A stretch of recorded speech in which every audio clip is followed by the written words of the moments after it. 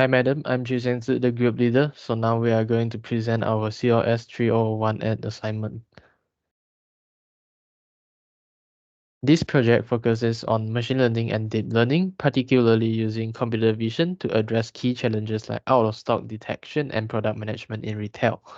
By leveraging deep learning, sophisticated models can analyze large datasets and extract high-level features from raw data.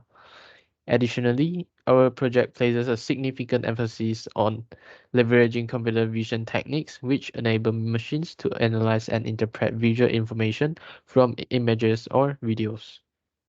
Computer vision techniques like object detection and image classification enables machines to interpret visual data from retail settings, automating tasks like out-of-stock detection and optimizing shelf layouts. By leveraging machine learning, deep learning, and computer vision, this project aims to provide innovative solutions, empowering retailers to optimize operations and stay competitive in the evolving retail landscape. So the overall system architecture for our retail AI vision project addresses two main challenges: detecting out-of-stock and misplaced items. Our group has implemented a robust object detection framework and conducted a comparative analysis between two pipelines, one focusing on single-class object detection and the other on multi-class object detection. Now let's talk about the system components. First of all, for data collection and annotation, our group collected 300 images of retail store shelves to build a diverse data set. We're going to talk more about it later in this presentation.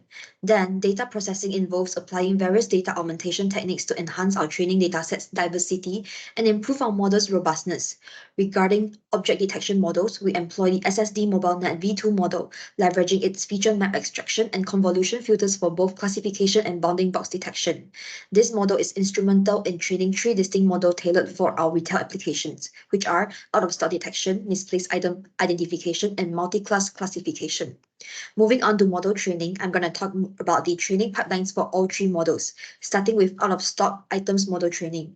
A relatively high IOU threshold of 0.75 is set to ensure that predicted bounding boxes closely match the ground truth annotations. Score threshold is set to 0.2 to filter out low confidence detections. This model is trained for 35,000 steps with batch size of 8 to prevent overfitting by providing sufficient iterations. Additionally, it uses a warm-up strategy with learning rate gradually increasing from 0.0005 to 0.001 over 10,000 steps. Data augmentation techniques such as horizontal flip, random crop, random color distortion, random adjust saturation, and random pixel value scale are also employed to enhance generalization. Similar tune parameters and augmentation techniques are used for misplaced items model training. The only difference is the use for batch size of 4, ensuring efficient memory utilization and effective parameters updates. For multi-class model training, it is trained to detect two classes simultaneously. The IOU, score threshold, and data augmentation techniques are said to be the same as one-class models, while the training process involved 30,000 steps with batch size of 8.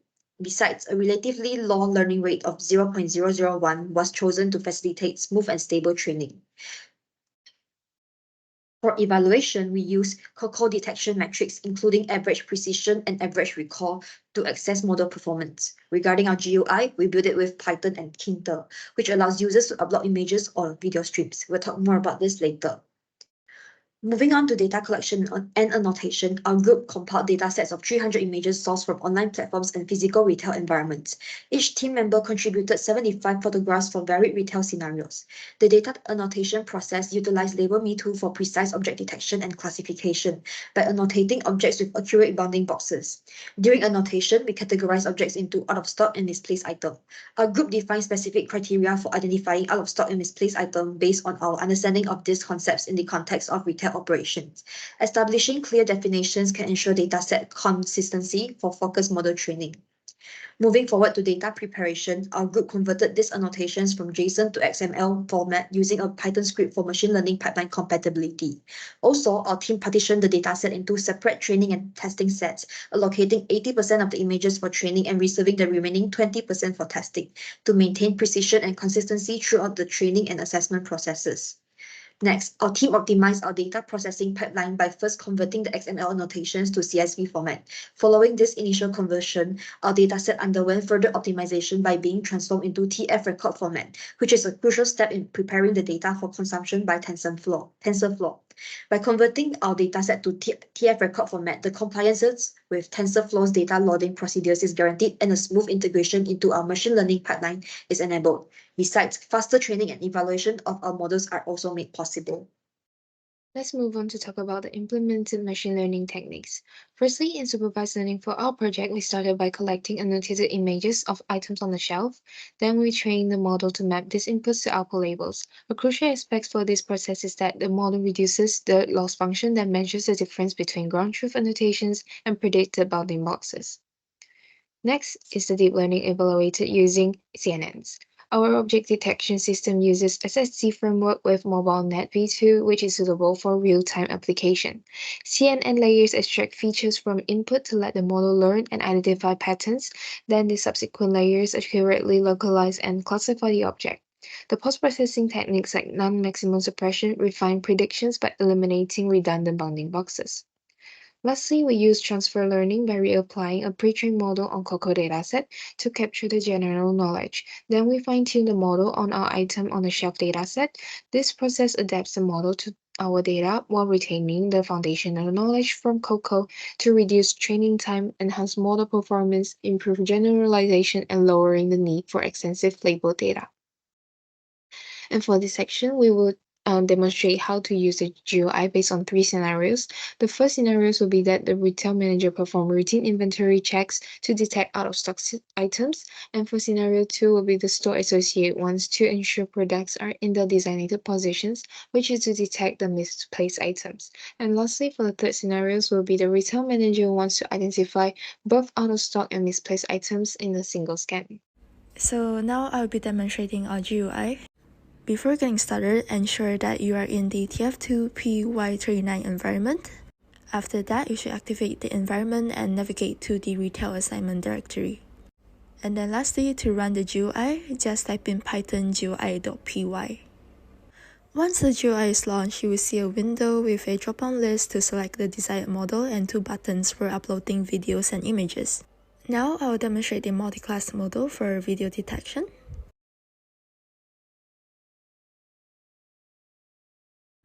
So as the video plays, you will see bounding boxes around detected items with labels indicating whether they are misplaced or out of stock, together with the confidence score of the detections.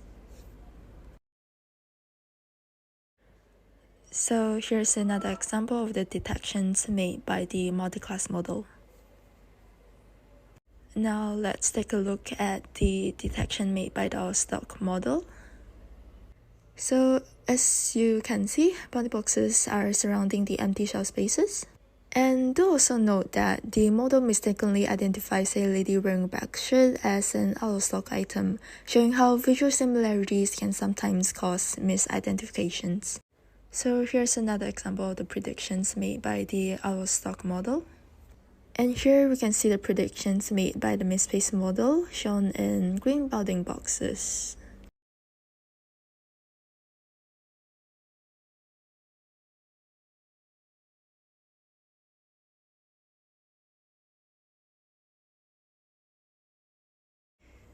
Here's another example for the misplaced detections.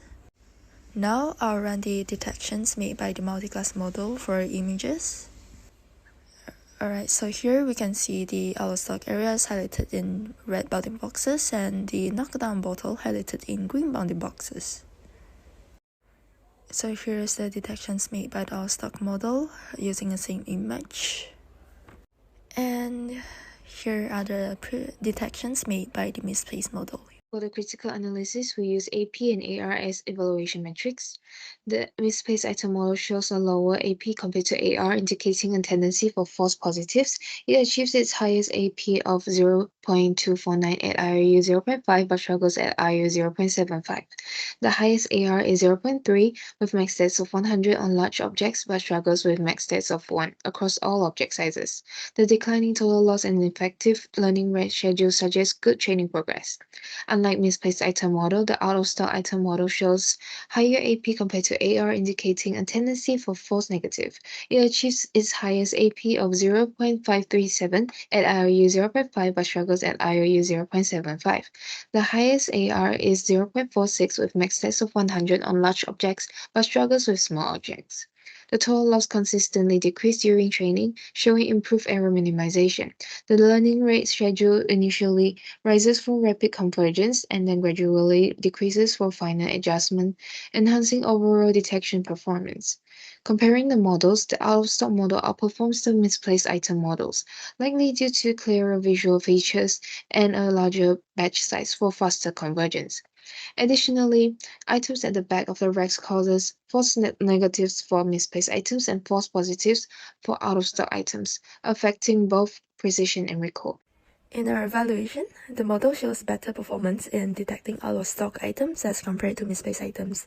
It achieved a higher precision and recall in the out-of-stock category, with the highest average precision being 0.304 and the highest average recall being 0.437, which is higher when you compare it with misplaced items, which only has the highest average precision of 0.162 and highest average recall of 0.251.